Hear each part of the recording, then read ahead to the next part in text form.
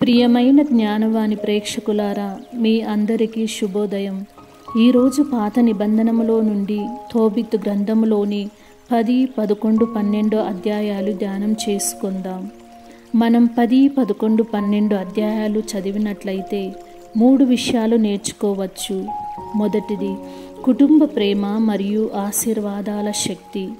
రెండవది, అంధకారం నుండి వెలుగులోనికి. మూడవది, దేవుని మహిమను పంచుకోవటం. మొదటిది, కుటుంబ ప్రేమ మరియు ఆశీర్వాదాల శక్తి. తోబియాసు వెళ్ళి చాలా రోజులు అవ్వటంతో వారి ఇంట్లో ఆందోళన పెరిగింది. తల్లి అన్న, నా కుమారుడు సజీవంగా తిరిగి వస్తాడా అని రాత్రింబవలు కిటికీ దగ్గర కూర్చుని ఎదురు చూస్తోంది.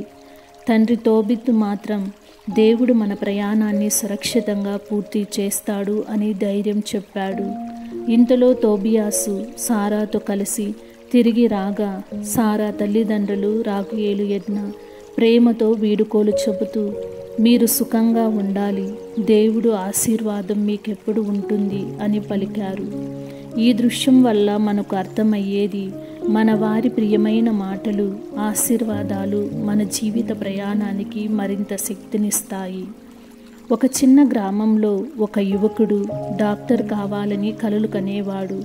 పట్నంలో మెడికల్ చదువుల కోసం బయలుదేరే రోజు అతని తల్లి తల మీద చెయ్యి వేసి, నువ్వు ప్రజలకు వైద్యం చేసే వాడివై తిరిగిరా అని దీవెన ఇచ్చింది. ఆ మాటలు అతనికి కష్టాలలో నిలబడే శక్తిగా మారాయి. ఈ కాలంలో చాలామంది యువత చదువు, ఉద్యోగం అంటూ పట్టణాలకు వెళుతున్నారు. తల్లిదండ్రుల గుండెల్లో భయం, కానీ నోట మాటల్లో ధైర్యం. ఇది తోబితు కుటుంబానికి కూడా వర్తిస్తుంది. సోషల్ మీడియా ఉన్నప్పటికీ చాలామంది విదేశాల్లో ఉండి కుటుంబాన్ని మిస్ అవుతున్నారు. నేటి బ్రెయిన్ డ్రెయిన్ సమస్య మన పిల్లలు బాగా చదివి ఇతర దేశాలకు వెళ్ళిపోవటం, ఆనందం మరియు బాధ కలగలిసిన భావన. నేటి తరం కూడా ఎక్కడ ఉన్నా కుటుంబ ఆశీర్వాదాన్ని విలువగా గుర్తించాలి. దూరంగా ఉన్నప్పటికీ కుటుంబ బంధాలని నిలుపుకోవాలి. రెండవ అంశం, అంధకారం నుండి వెలుగులోనికి. తోబియాసు ఇంటికి చేరుకున్నప్పుడు రఫాయేలు చెప్పినట్లుగా చేప మందుని తండ్రి తోబితు కళ్ళుపై రాశాడు.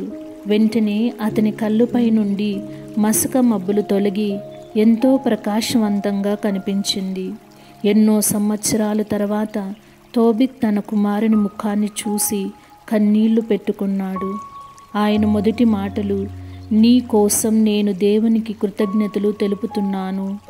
ఇది మనకు కూడా చెబుతున్నట్లు, దేవుడు మన కష్టకాలంలో చీకటిని తొలగించి వెలుగును నింపుతాడు. ఒక యువకుడు అనేక సంవత్సరాలుగా ఉద్యోగం కోసం ప్రయత్నిస్తున్నాడు.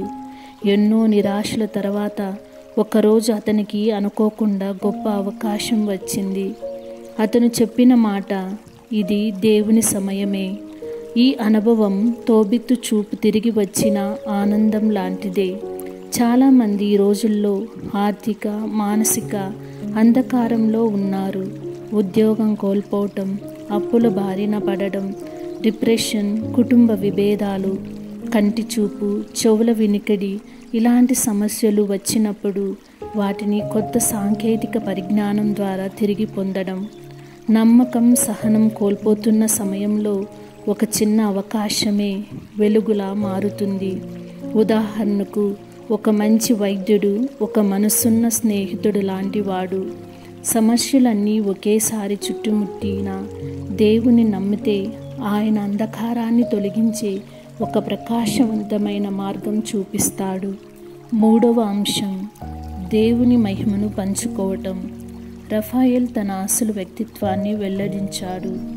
నేను దేవదూతను, దేవుడు నన్ను మీకు సహాయం చేయమని పంపాడు అని చెప్పారు. ప్రార్థన, ఉపవాసం, దాన ధర్మం ఇవి మనకు దేవుని దగ్గర దాచిన నిధులు లాంటివి. దేవుడు చేసిన మేలును అందరితో ఎప్పుడు పంచుకోవాలి. ఇక్కడ తోబిత్ కుటుంబం బాధలోను సంతోషంలోను కూడా మొదటిగా దేవునికి స్తుతులు చెల్లించారు. మనం కూడా అన్ని సమయాలలో దేవునికి ఎల్లప్పుడూ కృతజ్ఞత స్తుతులు చెల్లించాలి అని ఈ అధ్యాయం మనకు చెబుతుంది. మనకు లభించిన ఆశీర్వాదాలను మన హృదయంలో దాచుకోకుండా ఇతరులతో పంచుకోవాలి. ఒక వ్యాపారి తన లాభంలో కొంత భాగాన్ని పేద పిల్లల విద్య కోసం కేటాయించేవాడు. ఒకసారి ఆ సహాయం పొందిన బాలుడు పెద్దయ్యాక డాక్టర్ అయ్యి మరొకరికి సహాయం చేయడం ప్రారంభించాడు. ఇది రఫాయల్ చెప్పిన ఆశీర్వాదాన్ని పంచడం యొక్క ప్రత్యక్ష ఉదాహరణ. నేటి కాలంలో చాలామంది తమకు లభించిన సహాయం లేదా విజయం వెనుక ఉన్న దేవుని కృపను గుర్తించరు. అన్నీ నా కృషి అని భావిస్తారు. సోషల్ మీడియాలో ఎక్కువగా ప్రతిభను, విజయాన్ని ప్రదర్శిస్తారు, కానీ దేవునికి కృతజ్ఞత చెప్పడం మర్చిపోతారు. సమాజంలో పేదలు, ఆకలితో ఉన్నవారు పెరుగుతున్నారు. దాన ధర్మం చేసే వాలంటీర్ సేవలు ఎంతో సమాజానికి అవసరం. మన విజయం వెనుక ఉన్న దేవుని కృపను గుర్తించి దానిని అందరికీ పంచాలి. ఈ కాలంలో చిన్న సహాయం, ఉదాహరణకు ఒక పేద విద్యార్థికి పుస్తకాలు కొనివ్వడం, ఒక రోగికి మందులు ఇవ్వడం దేవునిని మహిమపరచడం అవుతుంది. కావున మన ప్రయాణంలో అమ్మ జ్ఞానమ్మ గారిలా ఎల్లప్పుడూ దీవెనను పలుకుతూ, వెలుగును పంచుతూ దేవుని మహిమను పరుచుకుందాం. ఆమెన్. పితా, పుత్ర, పవిత్రాత్మ నామమున ఆమెన్.